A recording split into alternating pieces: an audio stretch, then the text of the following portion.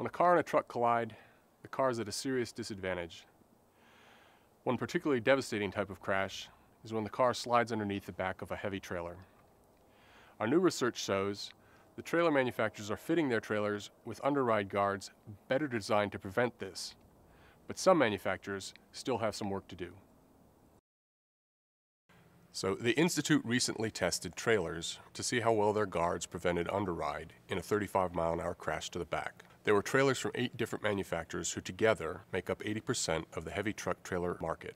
Each trailer was tested up to 3 times at 35 miles per hour. There's a full overlap crash test, a 50% overlap crash test, and a narrow overlap crash test. All 8 trailers prevented underride in the full overlap crash test at 35 miles per hour.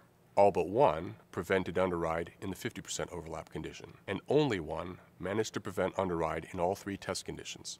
That was a trailer manufactured by Manic and sold as Trailmobile in the United States. The federal government requires that heavy truck trailers be equipped with underride guards that are intended to keep cars from sliding underneath when they crash into the rear. The problem is that when guards are only designed to minimally meet that standard, they're not strong enough to keep that from happening in crashes, even at speeds as low as 35 miles per hour. Modern cars have a crush zone at the front that's designed to collapse in a way that minimizes the risk of injury to occupants inside. But that only works in a crash with a trailer if the trailer's underride guard stays in place, as it has here.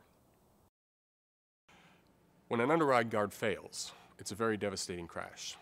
The first point of impact is on the windshield, and then the top of the occupant compartment is sheared off. If the guard stays intact, the sensors in our dummies are telling us that the risk of a life-threatening injury is very low. In an earlier test conducted in 2010, the weakest guard was on the back of a trailer manufactured by Hyundai.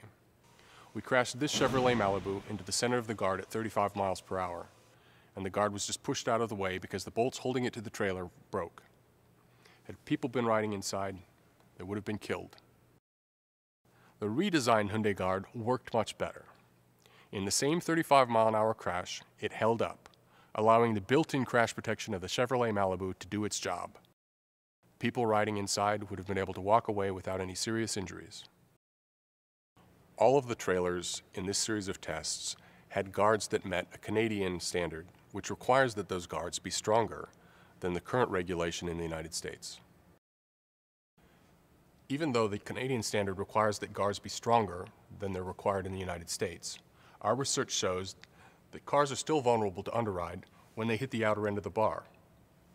Outside the main vertical support, there isn't enough additional support to keep the bar from bending forward, allowing the car to slide under in a devastating way.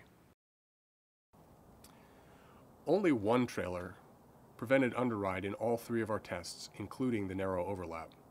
That trailer was manufactured by Manic, who sell Trailmobile brand in the United States.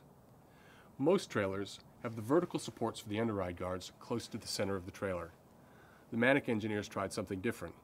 They moved the vertical supports outboard, which makes the ends of the guard stronger.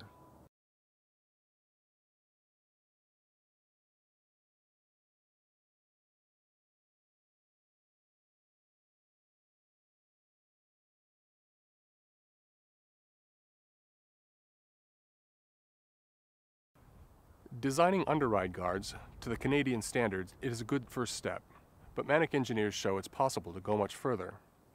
If all trailers had guards like the one on the Manic trailer, many of the lives that are lost to underride crashes could be saved.